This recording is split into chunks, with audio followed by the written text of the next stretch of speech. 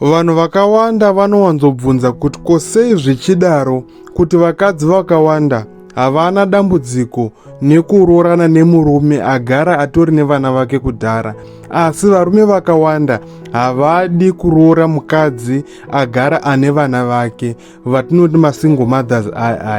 Ndichakupai mhinduro dzinokwana kuita 3 dziri kukonzeresa kuti zvinhu zvakadai zviitike. Mhinduro yekutanga kana kuti mhinduro number 1 inhau yemafinancial situations. Kakawanda kacho munoziva culture yedu semuAfrica kuti panoroorana mukadzi nemurume, murume ndiye anotarisirwa kukavha nhau dzefinance. Saka varume vakawanda vanoona zvichizovaremera kutora munhu agara atori nevana vake kudhara vanenge vachida kuzochengetwa. Handiti paculture yedu ichishona ndo panoshanda tsumo yekuti kukweva sanzu nemarara aro kana kuti kukweva sanzu nemashizha aro.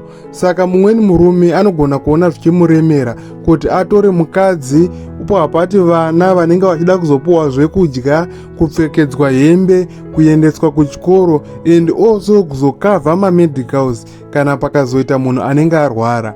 Nekuti panoroorana vanhu 2 ava, kakawanda kacho mukadzi anenge achiwanzobatsira nezvinhu zviri physical, kungogezesa vana nekuvabikira, asi murume anenge achifanira kuzoshanda financially kuti achengete mhuri iyoyo.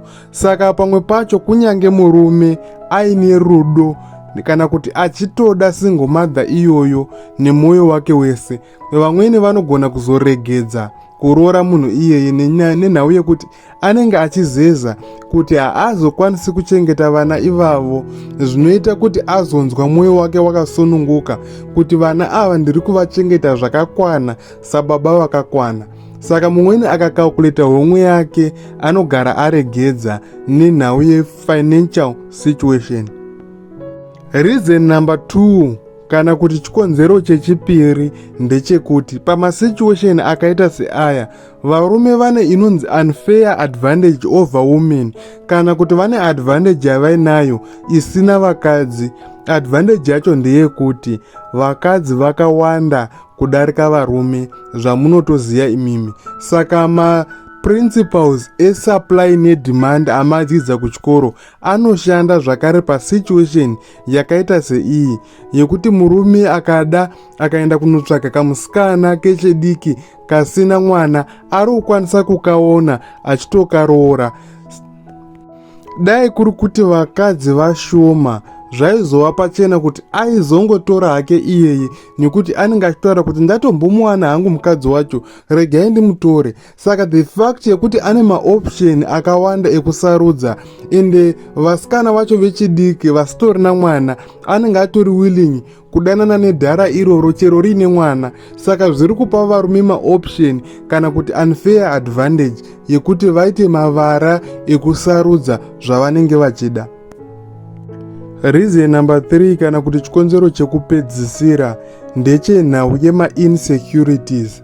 Varume vakawanda vanowanzotaura kuti ukaroora mukadzi ane mwana wake kudhara, zviri nyore kuti azokuhurira nababa vevana ivavo, zvekuti mashoko iwawo ndeechokwadi here kana kuti ndeekunyepa, izvozvo hazvina basa. Asi chokwadi chiripo ndechekuti mashoko iwayo akapararira zvakanyanya muvarume, zvekuti varume vakawanda vanototya kuroora mukadzi ane mwana wake, vachitya kuti bhondi remukadzi iyeye nababa vevana iyeye zviri nyore kuti vanhu ivavo vazorara vese zvakare. Saka reason number 3 inhau yema-insecurities kana kuti zvinenge zvichingotaurikawo mumastreets. Kana paine zvandasirira zvandisina kutaura, maybe munowo maexperience amakasangana nawo kana kuti zvimwe zvinhu zvamunoziva, ndapota sunungukaiwo kukomenda mucomment section, tidzidzisane uye tionesane kuti vakawanda vadzidze uye vazive.